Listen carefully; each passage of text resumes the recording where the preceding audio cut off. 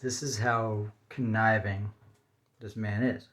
Because everybody's been with me from the beginning, documenting everything going on in this house. And they've known my financial struggle. They've known my, from the bottom up. Now, we also knew that renting this apartment was supposed to be mine. And he's trying to say that I falsified a check. So let me read this to you because this is amazing. And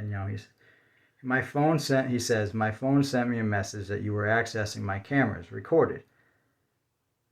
Yes, relationship is over, certain. I told him the relationship was over.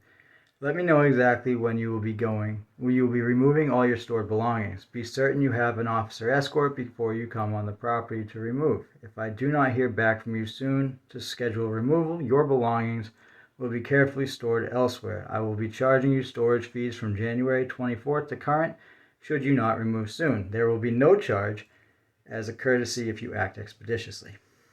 If you have no tenancy of any sort at this home, you signed an agreement with Nate and Rachel and utilized a bad check in order to gain a false tenancy and access to the third floor to store your belongings. A very deceitful, disrespectful move to pull on a young couple whom reached out to help you and feed you during this episode you are putting everyone through. Just walk away, Joe, like a gentleman and try to move your life forward in a positive way. Disrespectfully, Jim. Because we've been monitoring and videotaping and everything in the process of this whole situation. Now, I like that you threw the camera aspect in there because I've already been making sure that I was able to cover myself in every track possible away from my tomb door to protect me in light of a situation like this, because now you want to paint a picture because they take text messages and they read them in court. So if a judge reads that, they're going to say, well, how long was the tenants there for? And they just moved in this month after I finished renovating it twice, after I saved the house in the fire. And you can say, Your Honor, you can say, well, I mean, it is his house, and if he, who are you in the parable to say he can't rent it to whoever he wants in the last seconds, to throw you out in the last minutes with $0 and anything to his name when he was the one who was paying you. He was your boss, right? You were loyal to him for how long? 8 years? And how long did you live under his roof? About 6 months. And I had to go to the town commissioner and ask permission. Well, I mean, I moved in because he wanted me to grow his weed for him. He wanted me to take on extra plants, and I wanted to learn the process too because I thought we could maybe build a legal entity business out of it. But he really likes the black market. You don't have to pay tax. And I'm like, I don't want to do that because I'm a fireman and a paramedic, and I believe in the medicinal side of it, and I also believe that you do a really good job at how you structure you're very smart, but you're not that smart.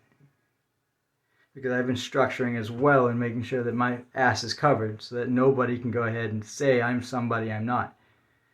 I'm a very good church goer. I'm a Jesus freak to a lot of people. I'm fucking Jesus. And you want to sit there, Satan, and put something on top of me in a way where you go ahead and you can make these people, the heathenist people of the world, look at me like I'm crazy.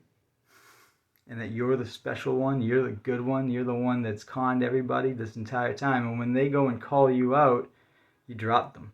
You dropped them like it's hot. And I've been calling you out of the woodwork. You were upset that I even called the house House of Satan, because it is. When I pulled that cornerstone out, and the Freemasons actually owe me a big steak. It'd be true.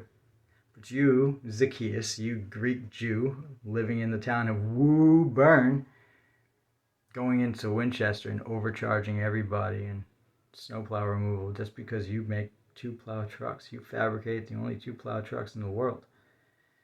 I really hope, because that isn't patented, go ahead and take it, anybody. You don't even have to buy it from them. I'm not taking anything from you except everything. Your Honor, he's been lying to you this whole time, and whatever they are saying or however it is, my attorney Michael is going to be there for you. And I'm sorry I'm not there with you, and this is a video, so I know that I can't respond back to you. It's almost as if I was dead. This would be my video from beyond the grave.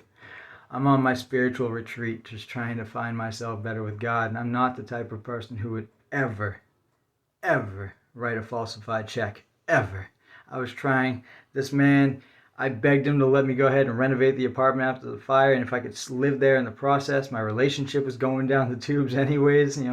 That she just couldn't handle the fire. Couldn't handle living in the same small box. I needed my own space. That is my space. It was my space. And I don't need to be there, but they didn't give me enough time, and they're violating tenancy rights. And this was their way of being able to violate the tenancy rights. Tenancy, not Tennessee, but tenancy. By bringing forward to you a restraining order, attacking my past, because I have 2 prior restraining orders that I've never violated, ever. I have no interest in those relationships. Good for them. Let them move on. I walked in on my ex-girlfriend in college, sleeping with another guy, and she didn't want her dad to find out. She put a restraining order on me. My ex-wife wanted out of the marriage. She thought I was cheating on her, which I wasn't. I was working my butt off as a firefighter and a medic and being a father to my children, and I got us into a home, and we renovated the home the whole 3 months, and then all of a sudden I moved out of it. So here we are again. I renovated it, now I got to move out, and you're the judge in the moment. You're the judge here on the Woburn stand. I've got a couple judges up there in Salem. Judge Ross is amazing on the probate end. I'm very thankful to her. I'm just moving forward in life. Now I'm going to send this video over to Michael, and I know he's going to share it in court for you. That message broke my heart. It really broke me inside. I'm a very honest individual. When I was younger, trust me, my lies, they run in circles. Stopped lying at 17 years old. I promise you that, when I had to get out there on my own. There's no getting past this kind of stuff, is there? You're still going to probably side with them and believe them, even though they just moved in. And the reason we're here is because I thought they poisoned me. Gave me some sort of a medicinal psychotropic drug so that they can go ahead and tell you that he's probably on drugs. I ain't on drugs. I smoke a little weed that Jim grows. So if he's giving me psychotropic drugs, your idea of marijuana, and he's giving them me not in a dispensary, they are a gift. I don't pay for them. But if they're the wrong kind, then why are we here? But I've been talking to and about God since I was 4 years old, and I've been God since I was 4 years old. I've been God since I was before even created. I'm the one he chose on the potting wheel. This is your image of God. You get to see God here in front of you. It's beautiful. Very nice to meet you, Your Honor. Very nice to meet you. Son of Man, Alpha and Omega. I pledge to the nations everywhere, not only just our country, which I love very much. And I've been going with the sword. If you will follow my Facebook page, you can get a better understanding of this. I request for a recess for you to have some time to spend with me. Go through Facebook, TikTok, Gradation, Destination 91. And you can learn more about me before you make a decision today. That's my request to you. Thank you, Your Honor. Have a wonderful day. Love you all, everybody in the stands. God's got to go do some work. Amen.